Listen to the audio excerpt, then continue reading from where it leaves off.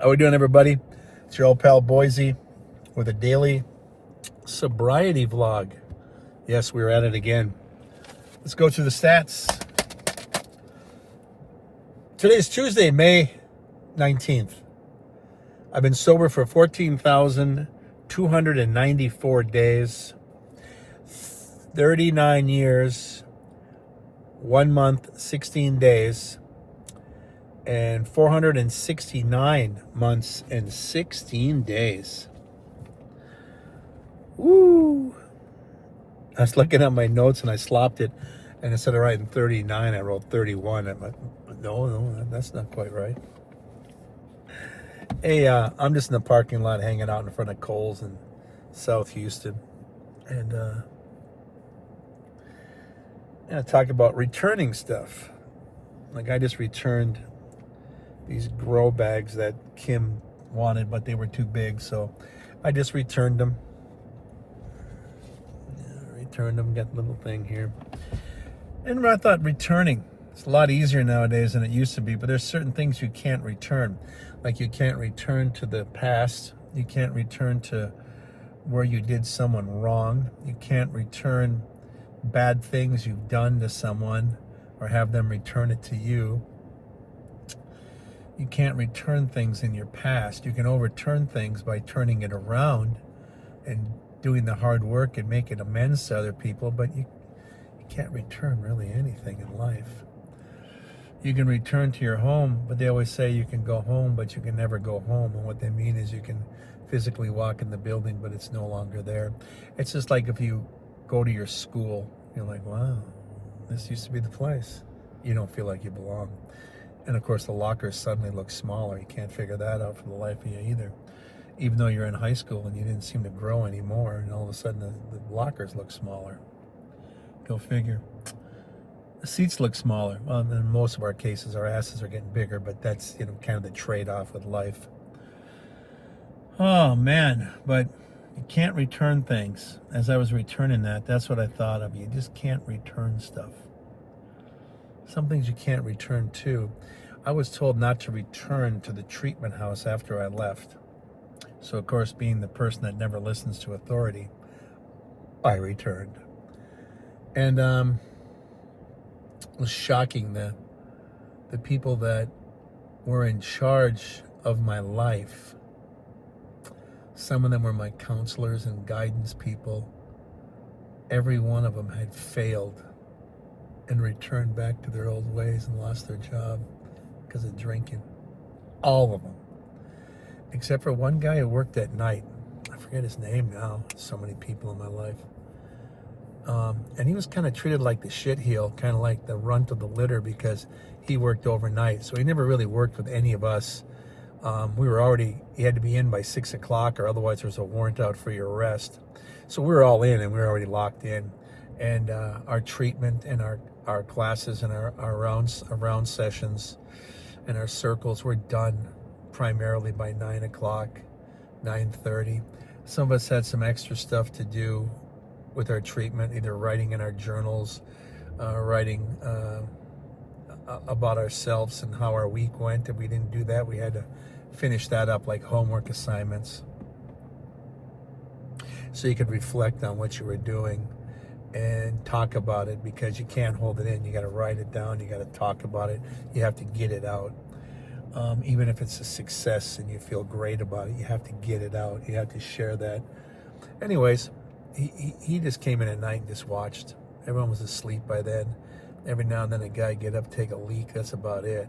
There was one little lounge you could get up and you could sit in out of your rooms. Our rooms weren't locked per se like cells, but you had to stay in your room or go to the bathroom, or you could stay in this lounge where you could read. And you couldn't sit up and read comic books or novels or shit like that. It had to have been like an NA book, the big book, Alcoholics Anonymous, that kind of reading. And so this guy never had much interaction with us, so we'd see him in the morning when we were getting up, and those of us that have breakfast and get ready to go to work. And the guys who didn't have a job were just locked up 24/7. So it was almost like saying goodbye to your little brother. See, I'm going to work. Oh, I wish I was working. See you guys.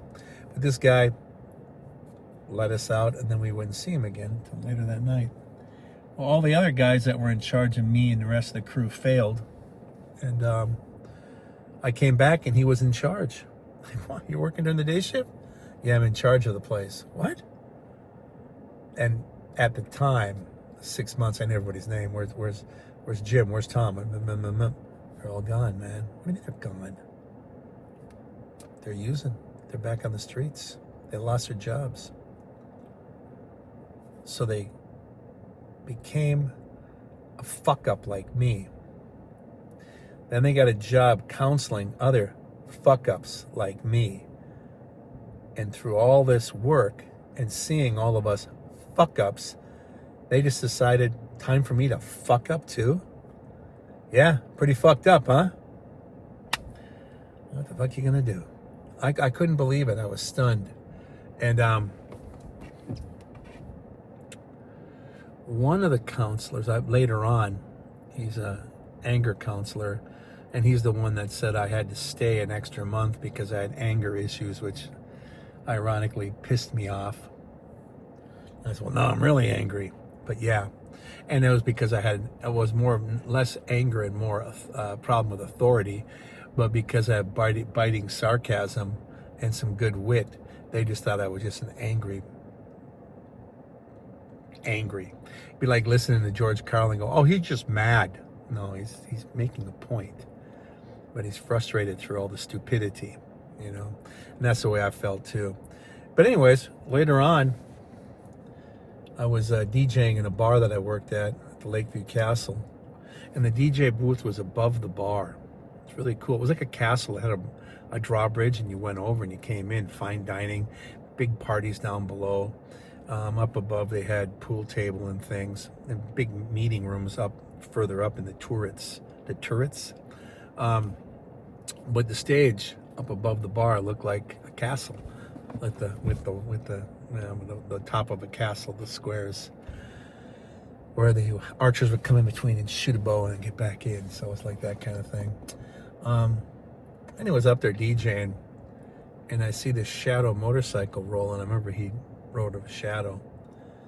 Took off his helmet, and I could see him, his black hair, mustache. Came in, I'm like, oh, what an a-hole. I hate this guy.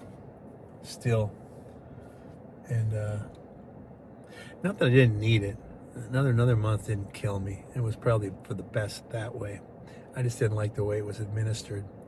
But then again, I had no choice at all, because I would violate my probation. I would go straight to jail. So you really don't have a foot to stand on for a debate, to say the least.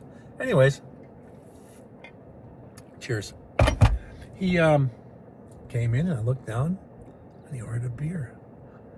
Oh my God, he's off on his rocker too. Now the amazing thing is, the stage was over the bar. When you talk to someone who's below you, they think they turn left or right. They hear your voice. They're looking for you. You can't. It's kind of interesting. You can't determine the voice is coming from above.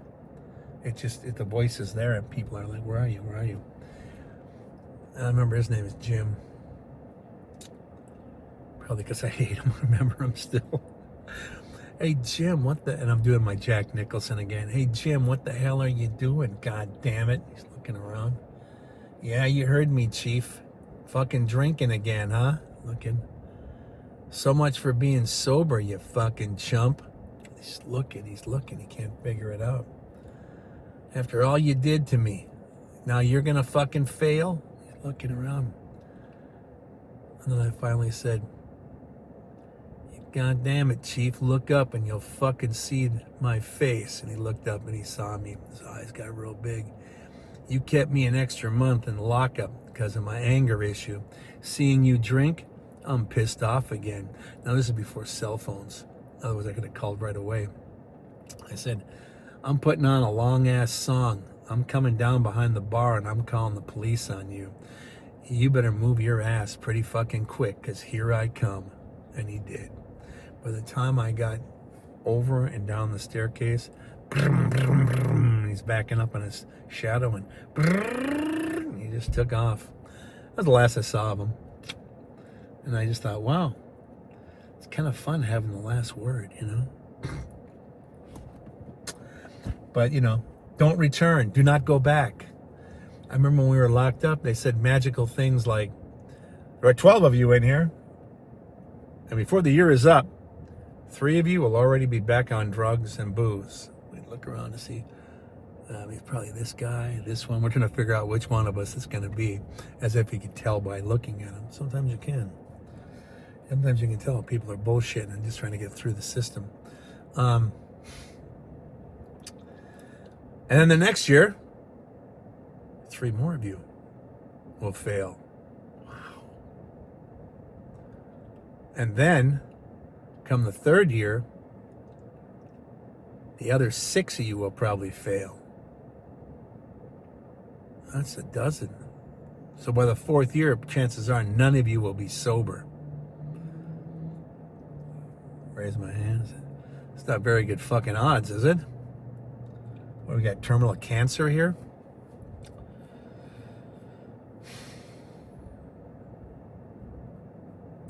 And the person who said that, and the other counselor who told the other 12, and the other people that we had to report our paperwork to, all said the same thing that day. I guess it was something they wanted to drill into our heads. And less than 4 years later, I rolled back in there. 2 years later, I was done with probation. I wanted to make sure I'm a completely free man before I walked into that place, just in case someone decided to slap the cuffs on me. It was kind of a nerve-wracking thing. So, over 2 years after that thing was said, all the guys that I was, my dirty dozen, all 11 guys were using, 3 had killed themselves right away, and another one later. So during that time, 5 of the 12 guys, 5 of us 12 were dead by our own hand. And that's pretty intense. And I knew these guys pretty well. You know, as far as whatever stories they revealed about themselves and then whatever pressures they were going through. You know, some were molested as children and some were beaten as children. So you got some real ugly stories. And in their sobriety, they felt it wasn't their thing. Now, they didn't kill themselves being sober. They were completely fucked up when they did it. But they did it. And, you know, all my counselors and everybody had lost their job and they were using. I used to say that my group of 12, I call us the Dirty Dozen. And just like the movie, The Dirty Dozen, spoiler alert, everybody dies but one guy. And I always told everybody, I'm that one guy. They're like, oh, bullshit, you can't be that. Yeah, I can. This I can do. This I can do. That's why I throw myself into it and I take great risks and expose myself and embarrass myself and say things that I would never say, full disclosure, to relieve myself of guilt and the burden and the shadow of doubt or the black of evil or whatever you want to call it. Because it's there and it's constant. You just don't say it once or twice. You do it. I still do it to this day. You never stop. It's like saying, drink a gallon of water every day. Okay. Drink a gallon of water every day? No, just once. And never drink water again. I said my feelings. Why do I have to keep talking about it? Because you have to if you want to stay alive, okay? You have to if you want to stay honest. It's just the way it is. Your relationships with your children, your wife, your husband, and close, intimate people will be stronger because of it. That's worth it in itself. So if you're worried about that and you don't want to do it, then shut the fuck up because you're not going to make it. You're not even being honest at that point. It's just, you're being just ridiculous. You're being juvenile. You got to do the hard work. That's the hard work. And I dove head first into that. And that's why I told everyone, I'm going to be the one. But I had no idea that I would outlast all my counselors. I planned to outlast all the other 11 guys and the other 12 on the other side, which I did. I had no idea that almost half of us would have killed ourselves within less than 2.5 years. But we did. We sure did. You know, when you had drug addiction, ODing, drunk driving, crashing your car and killing yourself, just misadventure, falling or whatever, choking on your own vomit. That could have happened a couple times to me. And then you're just not around, you know. Like a friend joked to me that, you know, hey, you made it past the 27 club. Yeah. Then a lot of us junkies die at 28, 29, 30, 31, 32, 33, 34, 35. So big whoopee. And it's a weird feeling to lose everybody. Even when you watch the movie The Dirty Dozen, you like certain characters and they don't make it. Kind of like it's like Saving Private Ryan. Some of these characters you really like and they don't make it. And, you know, that's war. It's also war is life. Cheers. And it is life. Life and death. It's always life and death. Everything's life and death. It's life/death. Life is one side of the coin. Death is the other side. Yeah, like a song by Mellencamp, Out There in the Distance. Our death is out there in the distance, just waiting for you and me. So it's like, yeah, it's out there. You know, I acknowledge it. I know it's there. I don't plan to rush it. I don't plan to do it by my own hand. But it's amazing when you see that many people. I've had some suicides in my family. And all of them were because of drugs or alcohol. They were high or drunk at the time, or they were really drunk and, you know, end up dying. But like some got beat up and thrown in a truck overnight, and they found him the next day dead in his truck from a brain hemorrhage because he was fighting and got his head smashed around. But, you know, some of them just OD'd. But some of them actually just out and out killed themselves, shotguns and whatnot, or hung themselves. Take a lot of pills, so angry they didn't leave a note. So when I look back, it's amazing how many people I know in my life, family, or through the course of my life, of people that actually killed themselves. And it's always drugs or alcohol. I mean, of course people kill themselves because of depression, and they're not on drugs or alcohol. But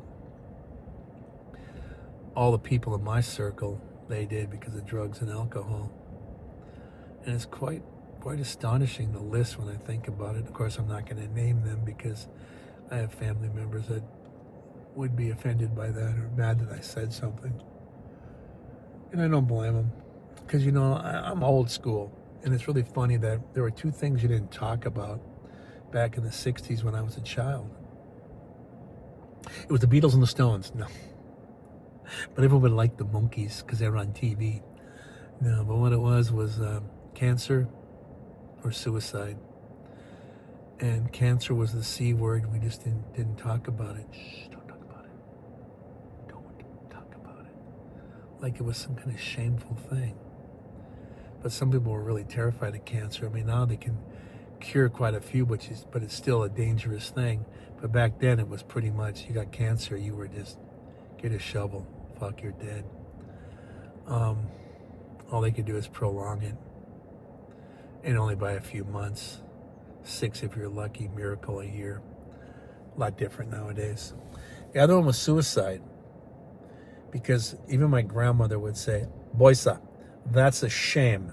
That's a black mark on the family. So in other words, if you committed suicide, you're shaming your family and giving them a black mark. And I don't know if they were trying to guilt the people not to do it. Like, hey, if you do that, you're gonna embarrass our family. It's a dirty legacy. Don't do it. So it was kind of interesting. And back then there was no drug or alcohol clinics at all. Not at all.